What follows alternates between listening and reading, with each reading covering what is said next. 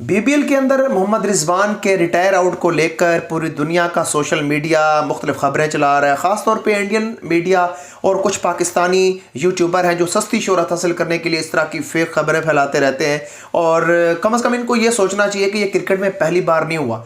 कल जब 18 over complete हो चुके थे, सिडनी स्ट्राइकर खेल रही थी मेलबर्न रेनिगेट्स के साथ और मेलबर्न रेनिगेट्स की तरफ से बैटिंग करते हैं मोहम्मद रिजवान। और मोहम्मद रिजवान ने 23 गेंदें खेल रखी थी, 25 रन बना रखे थे और 18 ओवर का अख्ताम जब हुआ तो 154 के ऊपर इनके 4 खिलाड़ी आउट थे। तो मेलबर्न रेनिगेट्स के जो कप्तान हैं उन्होंने वापस बुलाया मोहम्मद रिजवान को और रिटायर आउट करवाया उन्होंने मोहम्मद रिजवान को, जबकि अगले ओवर में पहली गेंद के ऊपर ही वो रन आउट हो गए कप्तान। बची हुई 12 गेंदों के अंदर मेलबर्न रेनिगेट्स 170 रन बनाने में कामयाब हुई, यानी 12 गेंदों पे सिर्फ 16 रन बनाने में वो कामयाब हुई।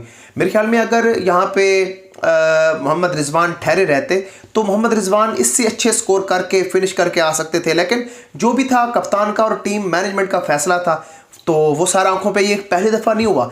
इस छोटी सी खबर को लेकर पूरी दुनिया का सोशल मीडिया और जिनको कोई कंटेंट नहीं मिलता वो पाकिस्तान के ऊपर जाके वीडियोस बनाते हैं और व्यूज़ छापते हैं। मैं कुछ यहाँ पे इंडियन यूट्यूबर की बात करूँगा जिसमें ये आपके सामने आ रहे हैं मुख्तलिफ यूट्यूबर जिन्होंने इस छोटी सी बात को लेकर मोहम्मद रिजवान के कैरियर को ख़त्म कर दिया। मोहम्मद रिजवान के ऊपर इस तरह के एलिगेशंस लगाना शुरू कर दिए और मोहम्मद रिजवान के कैरियर को लेकर, उनके टैलेंट को लेकर काफ़ी बातें करना शुरू कर दी। आपको ये बताता चलूँ, ये क्रिकेट की तारीख में पहली दफ़ा नहीं हुआ।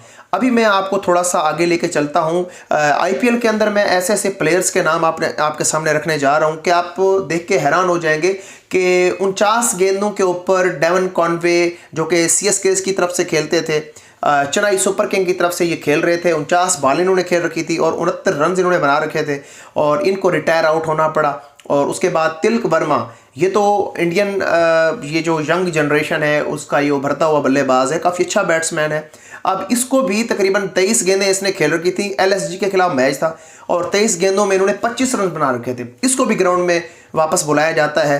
यहाँ पे तो इंडियन को नज़र नहीं आती। यहाँ पे तो अब अगर कंपैरिजन किया जाए मोहम्मद रिजवान का तिलक वर्मा के साथ, तो तिलक वर्मा का जो स्ट्राइक रेट है वो पूरी दुनिया जानती है क्योंकि उन्होंने काफ़ी अच्छी इनिंग्सें खेल रखी हैं इंडिया के लिए, लेकिन इनको भी वापस बुला लिया जाता है। इसके अलावा और भी काफ़ी बल्लेबाज हैं जिनके साथ ये रिटायर आउट वाला मामला हुआ है। साई सुदर्शन है, इनके साथ भी इस तरह का मामला हुआ है और निक मेडिसन है, इन्होंने भी तकरीबन कोई 26 गेंदों पे 30 रन जब बनाए हुए थे तो इनको भी ग्राउंड में वापस बुला लिया गया था। बिग बैश लीग के अंदर ये मामला हुआ था। तो इस तरह के काफ़ी और भी प्लेयर्स हैं जिनके मैं यहाँ पे नाम नहीं लेना चाहता, लेकिन सिर्फ रिजवान को लेकर इतनी बड़ी कंट्रोवर्सी और उसके कैरियर को लेकर, उसके टैलेंट को लेकर, ख़ास तौर पे जो इंडियन यूट्यूबर्स हैं उन्होंने तो पकड़ के उसका कैरियर ही ख़त्म कर दिया। तो इस तरह की जो हरकतें हैं आप करते हैं, आप ये समझते हैं कि इस तरह की चटपटी खबरें लगाने से आपके चैनल को बूस्ट मिलेगा, आप व्यूज़ हासिल करेंगे।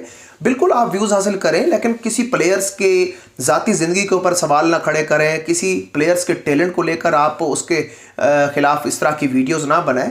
तो ये मुझे बताएं कि आईपीएल के अंदर भी ये हो चुका है, बीबीएल के अंदर भी ये हो चुका है और बिग बैश लीग के अंदर भी आपने देखा ये हो चुका है। तो ये कोई नई बात नहीं है जिसको लेकर आप इस तरह की खबरें फैला रहे हैं और कह रहे हैं कि बस जी मोहम्मद रिजवान का तो कैरियर बिल्कुल ख़त्म है। यही मोहम्मद रिजवान है जो आज से 2 साल पहले पूरी दुनिया पे हुक्मरानी कर रहे थे, T20 के नंबर 1 और बैटर थे ये। और आप इसके टैलेंट से अच्छे से वाकिफ़ है, ख़ासतौर पे इंडिया तो वाकिफ़ होगा क्योंकि यही बाबर आजम और मोहम्मद रिजवान थे जिन्होंने 152 का वो फिगर बग़ैर किसी विकेट के नुकसान के पूरा किया था। तो कम से कम इंडियन जो यूट्यूबर्स हैं इनको तो डूब के मरना चाहिए इस तरह की खबरें चलाते हुए। बाकी रही बात तिलक वर्मा की और डेवन कॉनवे की, साई सुदर्शन की, RS अश्विन है, ये भी रिटायर आउट हुए थे। और इसके अलावा एक और भी बल्लेबाज है, वो भी आपके सामने ये स्क्रीन पे आ रहे हैं। ये 4 बल्लेबाज आईपीएल के अंदर रिटायर आउट हुए। बिग बैश के अंदर मोहम्मद रिजवान के साथ निक मेडिसन है, ये भी रिटायर आउट हुए हैं। तो इसके अलावा भी काफ़ी कैरिबियन लीग के अंदर भी 1-2 प्लेयर्स हैं। तो पूरी दुनिया की जो लीग होती है उसमें ये शॉर्ट टाइम क्रिकेट होती है, शॉर्ट टाइम फॉर्मेट होता है, इसमें रिटायर आउट होना कोई इतनी बड़ी बात नहीं होती। और ये टीम क्योंकि टीम के लिए सारे लोग खेल रहे होते हैं, तो जो टीम को बेहतर लग रहा होता है वही टीम करती है। मेरे ख्याल में यहाँ पे थोड़ी बहुत गलती ज़रूर हुई है मेलबर्न रेनेगेड्स से, ये थोड़ी सी गलती हो गई है क्योंकि एक बैट्समैन सेट हो चुका था, उसने 23 गेंदें खेल रखी थी, तो 12 गेंदें उसको खेलनी चाहिए थी और वो अच्छा फिनिश करके आ सकते थे। लेकिन जो भी हुआ टीम के लिए बेहतर था। और उधर से बारिश भी हो रही थी और जो डक पर इस्तेमाल हुआ है वो भी अगेंस्ट गया है मेलबर्न रेनेगेड्स के।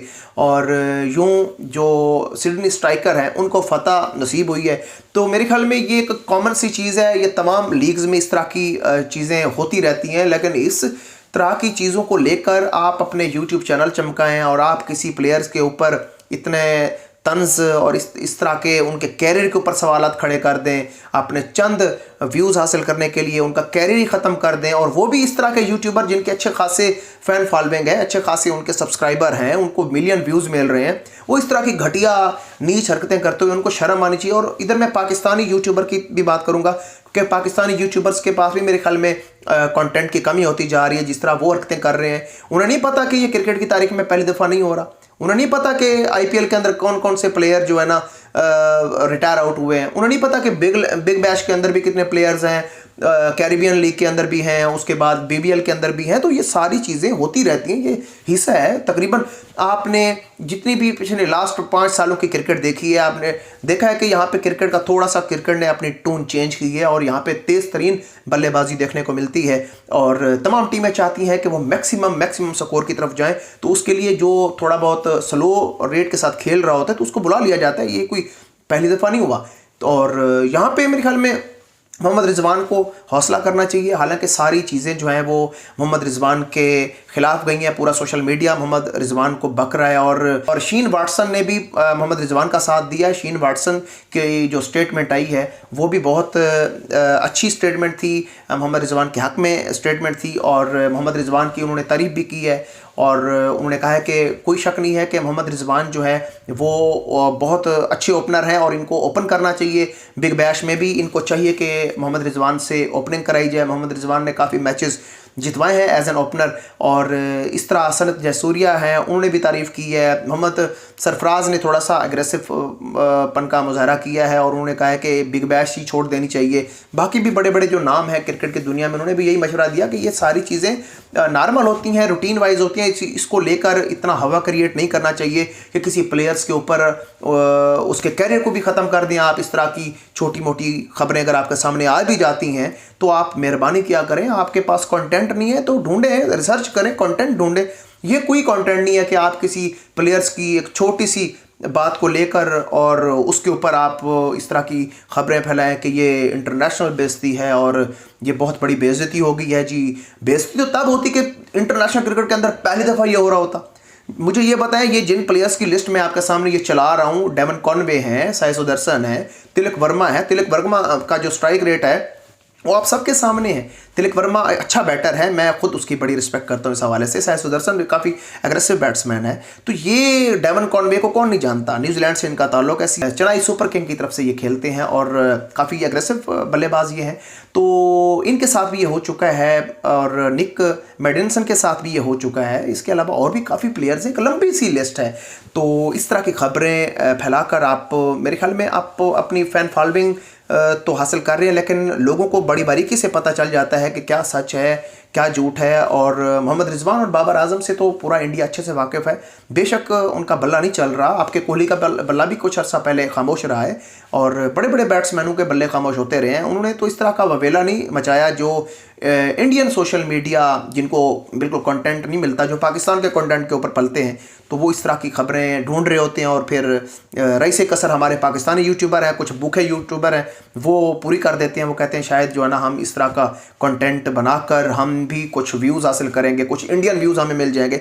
तो मेरे ख्याल में ये चीज़ें अच्छी नहीं है। अपना बहुत सारा ख्याल रखिएगा। क्रिकेट टीवी हमारे चैनल का नाम है। क्रिकेट टीवी को लाजमी सब्सक्राइब करना है, बेल आइकन आपने लाजमी प्रेस करना है। तो अगली वीडियो में आपसे दोबारा मुलाकात होती है। खुदा हाफिज़।